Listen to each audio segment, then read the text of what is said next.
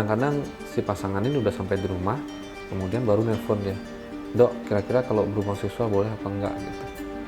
Jadinya mungkin karena malu bertanya langsung, jadi dia bisa melalui pesan WhatsApp, bisa melalui telepon gitu. Tapi oke, wajar. Dan juga ada kode-kode yang bisa saya baca dari mereka ketika pasien itu datang.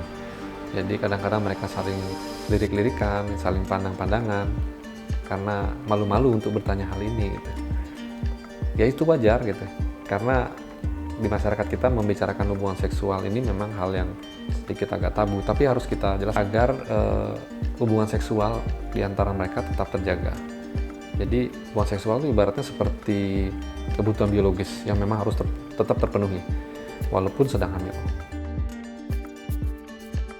Pada trimester pertama itu awal-awal ibu hamil itu pasti merasakan mual yang sangat hebat. Biasanya kalau dengan dorongan mual yang begitu kuat, itu cenderung ibu hamil itu enggan untuk melakukan hubungan seksual. Kemudian setelah memasuki di tahap yang trimester kedua, biasanya gairah seksual akan muncul kembali untuk ibu-ibu hamil. Nah, di sana biasanya ibu hamil itu akan menemukan ritmenya untuk bisa melakukan hubungan seksual dengan suami. Dan masuk di trimester ketiga, biasanya ibu hamil itu akan cenderung enggan lagi untuk melakukan hubungan seksual. Karena apa? Karena situasinya berbeda ya. Jadi ibu itu sudah mulai perutnya membesar, berat badan bayi juga sudah semakin besar, dan itu merupakan ketidaknyamanan bagi ibu hamil untuk melakukan hubungan seksual. Mungkin hanya pasangan itu yang tahu bagaimana menyikapi hubungan seksual selama kehamilan ini. Sebenarnya kalau kita berbicara tentang seks selama kehamilan itu sama sekali tidak memicu adanya keguguran ya. Jadi banyak literatur mengatakan keguguran itu terjadi memang karena janinnya berkembang tidak normal. Jadi bayi yang sedang berkembang dalam rahim itu pasti akan dilindungi oleh cairan ketuban yang cukup lah istilahnya, dan otot-otot rahim yang kuat. Sehingga aktivitas seksual itu tidak akan mempengaruhi perkembangan bayi selama tidak ada komplikasi seperti misalnya persalinan prematur, kemudian masalah pada plasentanya, atau mungkin juga ada timbul perdarahan pada saat proses kehamilan itu. Walaupun kehamilan dapat mengurangi tingkat kenyamanan dan hasrat seksual dari seorang ibu hamil.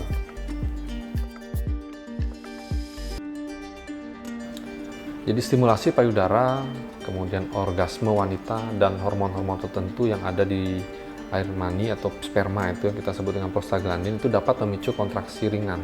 Jika ini terjadi, maka ibu hamil itu akan merasakan ototnya itu sedikit mengeras. Kemudian ini kita kenal sebagai kontraksi Braxton Hicks dan bisa menimbulkan rasa nggak nyaman. Tapi ini normal dan ibu hamil seharusnya tidak perlu khawatir dengan hal ini. Nah, mungkin bisa dicoba beberapa teknik relaksasi atau hanya berbaring begitu saja sampai kontraksinya itu berlalu nanti.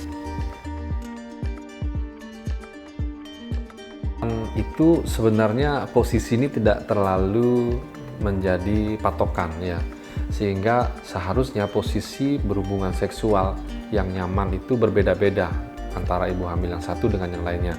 Tentu proses kenyamanan ini bergantung dari kedua belah pihak. Jadi si ibu hamil juga harus memposisikan dirinya sebagai ibu hamil dengan perutnya semakin besar, kemudian posisi yang sudah akan mulai terbatas, dan si pihak suami juga harus bisa memaklumi kondisi si ibu. Sehingga kedua belah pihak ini harus bisa mencari mana sih posisi yang benar-benar nyaman buat si ibu, tetapi juga nyaman buat suaminya. Itu seperti try and error saja. Jadi carilah posisi yang memang benar-benar nyaman untuk berhubungan intim. Gitu. Dan satu hal yang penting adalah pastikan bahwa suami itu mengetahui jika suatu posisi yang biasanya digunakan itu membuat ibu itu merasa tidak nyaman. Rubahlah posisi yang memang benar-benar nyaman di saat umur kehamilan tersebut.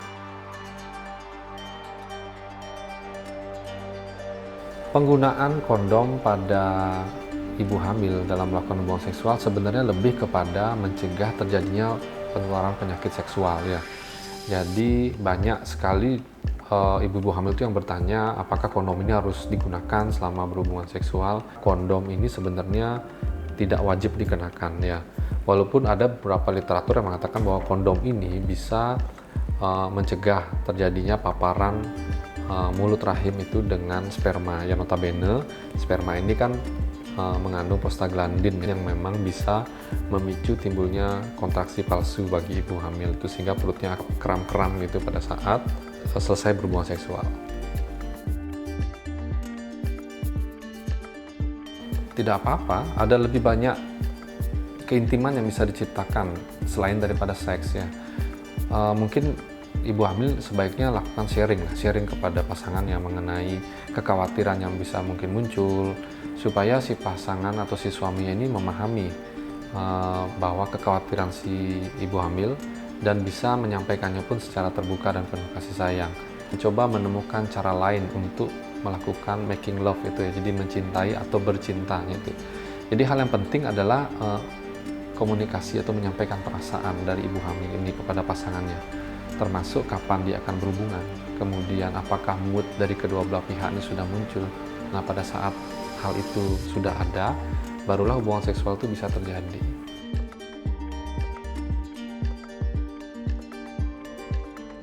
Ketika seseorang ibu hamil kemudian melakukan hubungan seksual dengan pasangannya saat usia kehamilan sudah matang atau aterem di atas 37 minggu, itu akan menyebabkan perlunakan mulut rahim dan memicu persalinan normal. Sampai saat ini belum kita temukan banyak bukti mengenai hal tersebut, termasuk mengenai kecepatan persalinannya dan peningkatan risiko menjadi seksiunya.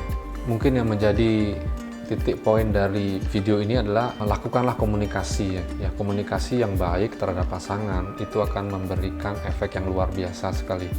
Sebenarnya hubungan seksual ini bisa terjadi ketika kedua belah pihak memang sudah benar-benar memahami satu sama lain, dan aktivitas seksual pun akan menjadi baik dan berkualitas ketika kedua belah pihak ini juga sama-sama memiliki mood dan perasaan untuk melakukan hubungan seksual tersebut. Jadi kuncinya adalah komunikasi, dan komunikasi.